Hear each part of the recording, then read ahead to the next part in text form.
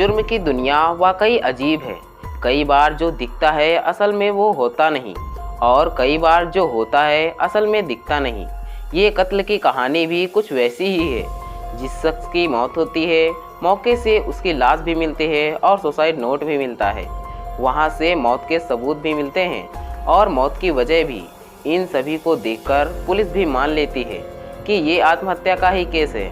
लेकिन जब postmortem report police के हाथ आती है तो पूरी घटना ही बदल जाती है। अब पुलिस फिर से तफ्तीश शुरू करती है। फिर जो कहानी सामने आती है उसे जानकर पुलिस भी दंग हो जाती है। आज क्राइम की कहानी में मध्य प्रदेश की एक बेहद ही सस्पेंस थ्रिलर मर्डर स्टोरी है। मध्य प्रदेश की राजधानी भोपाल का सेंट्रल जेल साल सन 2019 तारीख 29 जून। इस दिन पैरोल पर जेल से निकले कैदी का लौटना था। 14 दिन की पैरोल पर जाने के बाद जेल प्रशासन को भी उसके लौटने का इंतजार था। तभी जेल प्रशासन को लोकल पुलिस से एक सूचना मिलती है। सूचना के मिलते ही उस कैदी की मौत हो गई है। हत्या के केस में उम्र कैद की सजा मिलने और जेल की जिंदगी से परेशान होकर उसने घर में ही आत्मदाह कर लिया। लोकल पुलिस ने बताया कि कैदी ने एक सुसाइड नोट भी छोड़ा है। हैंड राइटिंग भी उसी की है और मौत की वजह भी बताई है। इसलिए अब उसके शव का पोस्टमार्टम कराकर केस को बंद करने की तैयारी है। यह जानकर जेल प्रशासन भी उस कैदी के केस को बंद करने के लिए लोकल पुलिस के फाइनल रिपोर्ट का इंतजार करने लगा। जिस कैदी की मौत हुई थी उसका नाम था राजेश परमार। उम्र तकरीबन 34 साल।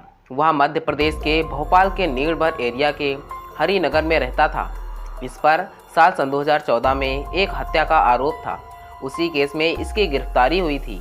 साल सन 2019 में उसे कोर्ट ने आजीवन कारावास की सज़ा सुनाई थी, जिसके बाद से वो जेल में ही था। उसी समय राजेश के पिता की मौत हो गई थी। इस वजह से उसे 14 दिनों के बाद पैरोल मिली थी। इसीलिए 15 जून को वो पैरोल पर बाहर आया था। 29 जून को उसकी पैरोल खत्म होने वाली थी। इस वजह से उसे हर हाल में 29 जून को जेल में लौटना था।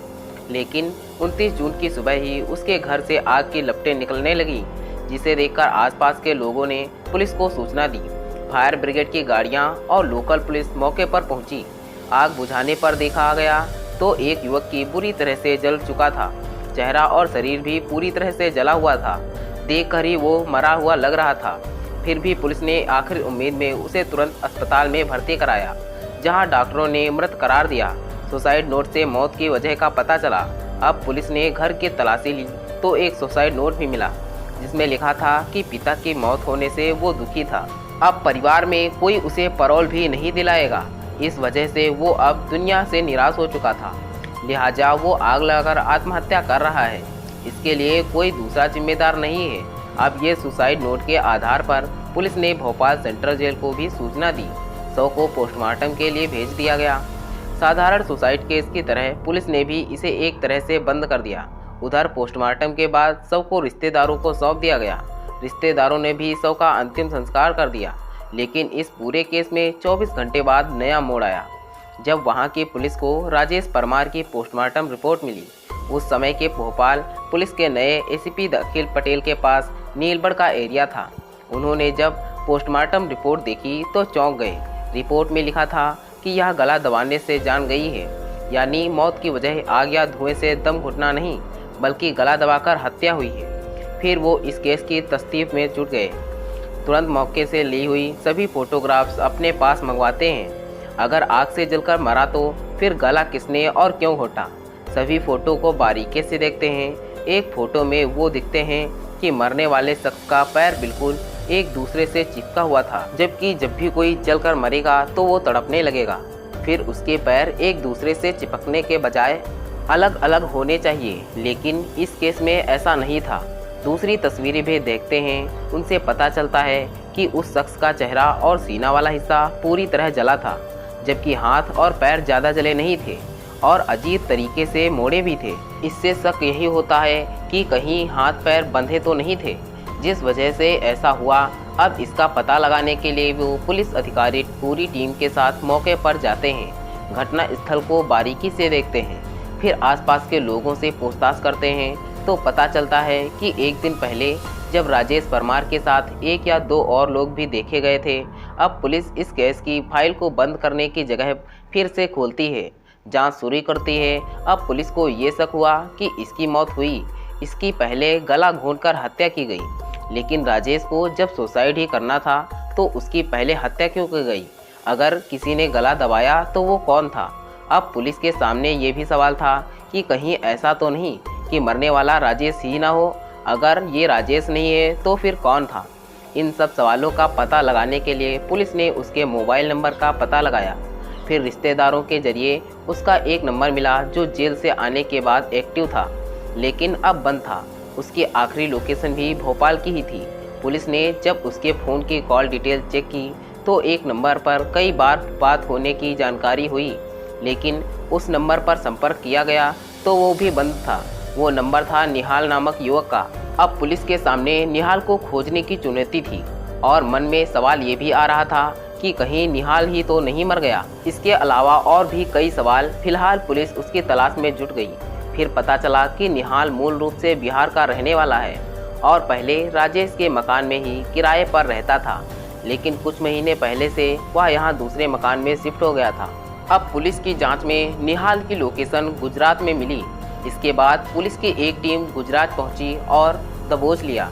इसके बाद जब उसके कड़ाई से पूछताछ हुई तब उसने जो कहानी बताई वो बेहद ही चौंकाने वाली थी। मरने वाले के दोस्त ने चौंकाने वाली बताई ये कहानी। निहाल ने बताया कि जेल से पैरोल पर आने के बाद राजेश ने उनसे संपर्क किया था। फ़ोन पर बात हुई और उससे मिलने भी गया। बातचीत के दौरान वो काफ़ी परेशान भी था, इमोशनल भी था, क्योंकि पिता की मौत के बाद उसे अब ज़िंदगी में शायद ही कभी पैरोल मिलने की उम्मीद थी। इसलिए उसने सोचा था कि वो दुनिया की नज़रों में हमेशा के लिए मर जाए और असल में ज़िंदा भी रहे। इसके लिए उसने कुछ क्राइम सीरीज देखी थी, जिसके बाद एक खौफनाक आइडिया अपनाया। इसके लिए उसने अपने घर में रहने वाले एकमात्र माँ को पूजा करने के बहाने 23 जून को ही बाहर भेज दिया था। इसके बाद साजिश रची कि 29 को पैरोल खत्म होने के बाद भी उसे जेल नहीं जाना पड़े। इसलिए 28 जून को ही किसी दूसरे शख्स को अपनी जगह मारकर दूर कहीं चले जाने की तैयारी में जुट गया। इस काम में मदद के लिए उसने मुझे बुलाया, लेकिन मैंने साफ मना कर दिया। इसके बाद उसने 1 लाख रुपए का लालच दिया और कुछ पैसे एडवांस में भी दिए। इसलिए उसने झांसे में आ गया। इस तरह 29 जून को पैरोल खत्म होने से ठीक एक दिन पहले यानी 28 जून को ही हम दोनों की मुलाकात हुई। 28 जून की शाम को ही दोनों घर पर ही फ़ोन छोड़कर घूमने निकले ताकि लोकेशन ट्रेस ना हो सके। इसके बाद एक पेट्रोल पंप के पास राजेश को अपने ही उम्र और लंबाई वाला एक युवक मिला। उस युवक ने अपना नाम राजू रेकवार बताया था और दोनों फिर बातचीत करते हुए दोस्त बन गए। बातों ही बातों में दोनों ने राजू को घर पर पार्टी करने और शराब पीने के लिए तैयार कर लिया। राजू मजदूरी करता था, इसलिए खाने और शराब के लालच में तुरंत तैयार हो गया। राजू भी दोनों के साथ राजेश के घर पर आ गया। यहाँ पर राजू को इन दोनों ने खूब जमकर शराब पिलाई। जब उसने अपना होश खो दिया तभी राजेश ने उसका गला दबाकर हत्या कर दी। इसके बाद उसके हाथ और पैर को रस्सी से बांध दिया ताकि अगर जिंदा भी हो तो आग से बच ना सके। हाथ पैर बांधने के बाद उसे फर्श पर लिटाया और घर में रखी किताबों को उसके ऊपर डाल दिया। फिर राजेश ने खुद ही एक सुसाइड नोट लिखा और उसे कुछ ही दूरी पर रख दिया ताकि वो सही सलामत पुलिस को सुसाइड के सबूत के रूप में मिल जाए। इसके बाद दोनों ने बाइक से निकाला हुआ पेट्रोल भी डाल दिया ताकि आग से वो पूरी तरह जल जाए। क्योंकि घर का दरवाज़ा बाहर से बंद होने पर साजिश का शक हो सकता था, इसलिए दोनों ने घर के दरवाजे को अंदर से बंद किया और छत के रास्ते बाहर निकल आए। इसके बाद खिड़की से माचिस जलाकर तीली को अंदर फेंक दिया। इस तरह अब आग की लपटें बढ़ गईं। तब दोनों एक साथ वहां से फरार हो गए थे। साजिश के तहत राजेश ने निहाल का एक पुराना सिम कार्ड सिर्फ लिया और साउथ इंडिया में चला गया। वहीं निहाल गुजरात आ गया था। अब पुलिस ने निहाल की कहानी की सच्चाई का पता लगाने के लिए उस मृत युवक के बारे में पता लगाया तो ये सच निकला, क्योंकि राजू रेकवार की पत्नी ने 28 जून की रात में ही लोकल पुलिस में गुमशुदगी की रिपोर्ट दर्ज कराई थी। इसके अलावा पुलिस को राजेश के घर से राजू की चप्पल भी मिली थी, जिसे उसकी पत्नी ने पहचान लिया था। ये जानकर पुलिस अब जांच में तेजी से जुट गई। अब पुलिस को पूरी कहानी समझ में आ गई थी, लेकिन जब तक राजेश आंखों के सामने नहीं आ जाता तब तक जांच अधूरी ही थी। अब पुलिस को ये यकीन था कि आज नहीं तो कल राजेश किसी तरह निहाल से ज़रूर संपर्क करेगा। राजेश भी निहाल का एक पुराना सिम कार्ड ले गया था। इस तरह अगले ही दिन आखिरकार राजेश का फ़ोन निहाल के पास आ ही गया। पुलिस की मौजूदगी में ही निहाल उससे बात करने लगा। राजेश ने वहाँ के हालात के बारे में पूछा कि कुछ गड़बड़ तो नहीं है। निहाल ने बताया कि कोई गड़बड़ नहीं है, पुलिस को कुछ पता नहीं चला। इसके बाद राजेश ने कहा कि चेन्नई में उसे कुछ मदद चाहिए, अगर कोई दोस्त हो तो बताना। इस पर निहाल ने कहा कि वो उसे जल्द ही बताएगा। इसके बाद फ़ोन कट हो गया। अब पुलिस ने भी राजेश को पकड़ने के लिए पूरी फिल्मी कहानी रची। इसके तहत पुलिस के कुछ लोगों को चेन्नई भेजा और उन्हें लोकल बनकर राजेश से मिलने के लिए बोला। इस तरह निहाल ने राजेश को चेन्नई में रहने वाले अपने एक दोस्त का जिक्र करते हुए उसका फ़ोन नंबर शेयर किया, जिसके बाद राजेश पुलिस वाले को ही निहाल का दोस्त समझकर उससे बातें की और मिलने गया। जैसे ही राजेश ने लुंगे और माथे पर तिलक लगाए, दो युवकों को निहाल का दोस्त समझकर मदद मांगने पहुंचा, तभी उसे पकड़ लिया गया। इस तरह पुलिस ने एक ब्लाइंड मर्डर केस का खुलासा करते हुए 8 जुलाई सन 2019 को पूरे केस को मीडिया के सामने लाया था।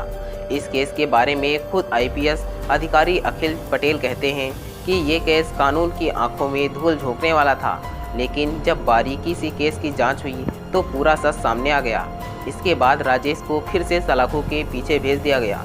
तो दोस्तों, यह थी हमारी आज की कहानी।